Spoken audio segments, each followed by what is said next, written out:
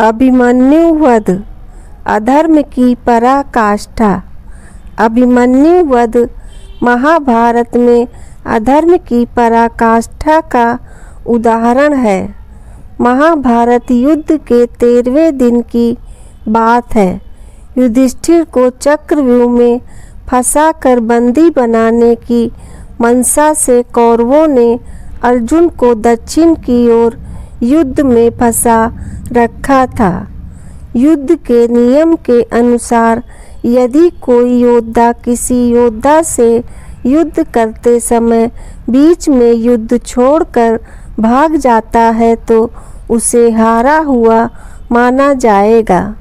इस कारण से अर्जुन दक्षिण की ओर ही युद्ध कर रहे थे।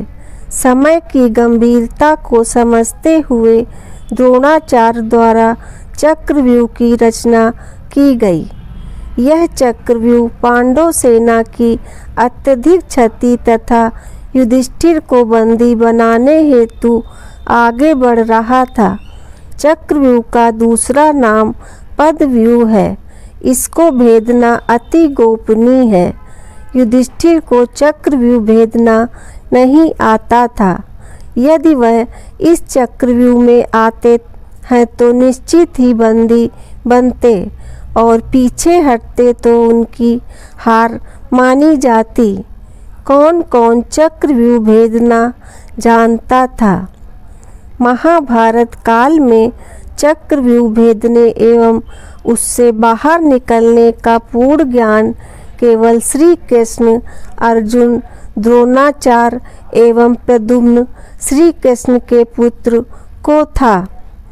इनके अलावा केवल अभिमन्यु ही ऐसे थे जो चक्रव्यूह में प्रवेश करना जानते थे। अपनी माता के गर्भ में रहते हुए तेजस्वी अभिमन्यु ने चक्रव्यूह भेदना सीखा था। जब अर्जुन अपनी गर्भवती पत्नी सुभद्रा को चक्रव्यूह भेदना समझा रहे थे, परंतु माता के बीच में सो जाने के कारण अभिमन्यु पूर्ण ज्ञान नहीं ले सके। चक्रव्यूह भेदना तो सीख लिया, परंतु बाहर निकलना नहीं सीख पाए। अर्जुन एवं सुभद्रा पुत्र अभिमन्यु एक कुशल योद्धा थे। अभिमन्यु को रौद्रधारी भी कहा जाता है, क्योंकि वह रौद्र नामक धनुष को धारण करते थे। यह धनुष उन्हें उनके ज्येष्ठ मामा बलराम से प्राप्त हुआ था। मूल रूप से यह धनुष महादेव का है। महादेव ने यह धनुष बलराम जी को दिया था। अभिमन्यु को क्यों जाना पड़ा चक्रव्यूह में?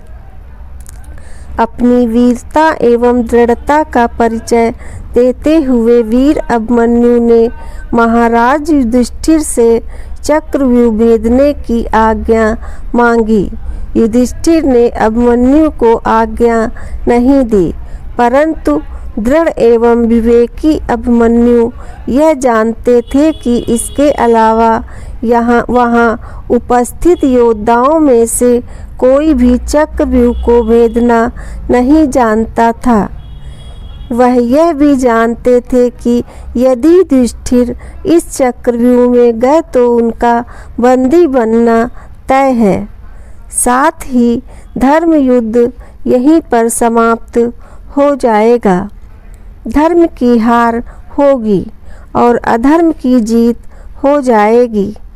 कौरवों की कुटिलता एवं समय की गंभीरता को समझते हुए अभिमन्यु ने आप ही चक्रव्यूह में जाने का निर्णय लिया। उसके निर्णय के आगे युधिष्ठिर भी हार गए। अभिमन्यु ने चक्रव्यूह में क्या किया? जब अभिमन्यु चक्रव्यूह में घुसे, जयद्रथ ने व्यूह का द्वार बंद कर दिया। वहीं युधिष्ठिर, भीम, नकुल, सहदेव अपने ससुर द्रुपद के साथ चक्रव्यूह में घुसने का प्रयास करते रहे, परंतु व्यर्थ। व्यूह के बाहर उन्हें जयद्रथ जैसे कौरव पक्ष के योद्धाओं से युद्ध भी करना पड़ रहा था। जब रौद्रधारी अभिमन्यु ने चक्रव्यूह को भेदना शुरू किया तब उसने किसी की प्रतीक्षा नहीं की।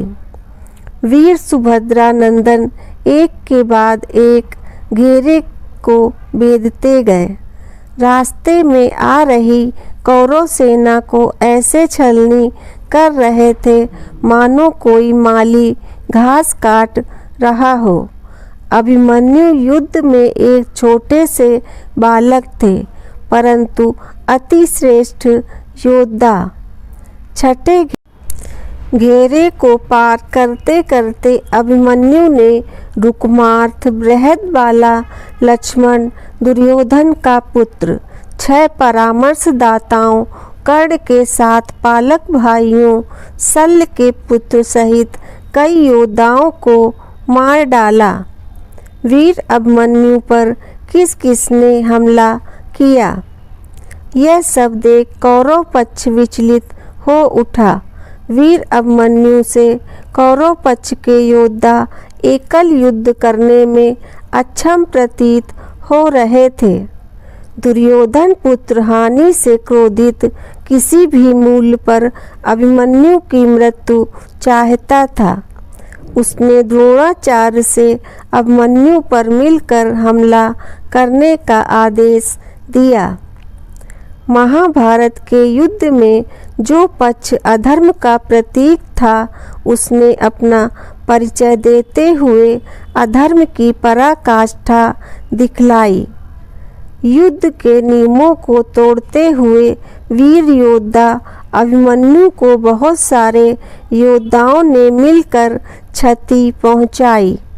वीर बालक अभिमन्यु पर द्रोणाचार्य, दुशासन, अश्वत्थामा, कर्ण, शकुनी, दुर्योधन, कृपाचार्य, कृतवर्मा, वृषभसेन और ध्रुमसेना द्वारा हमला किया गया था।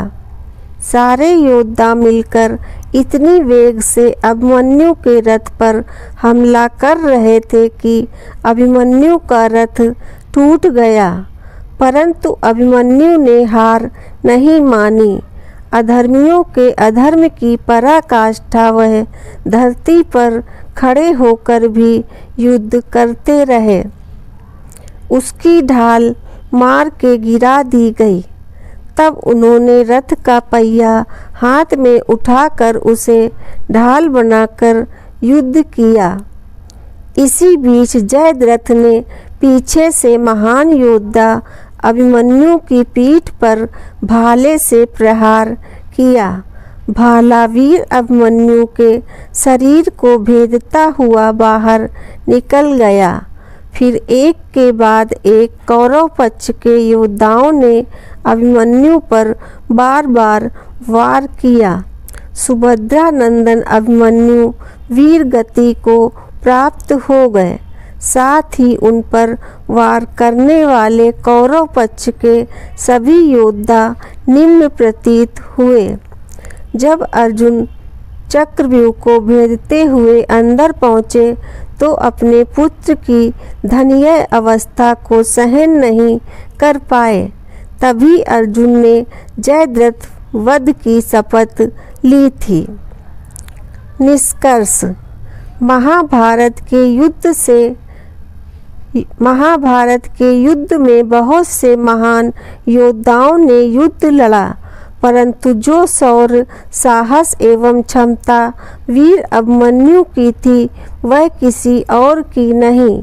सुभद्रा नंदन देवी द्रौपदी के प्रिय पुत्र अभिमन्यु अमर हैं। अभिमन्यु की वीरता सदैव प्रेरणादायक रही है। जय श्री कृष्णा। दोस्तों, आपको यह कहानी अच्छी लगी हो तो कमेंट बॉक्स में जय श्री कृष्णा अवश्य लिखें। वीडियो पसंद आया हो तो लाइक करें और आगे की ऐसी ही कहानियों को जानने के लिए चैनल को सब्सक्राइब अवश्य करें। धन्यवाद।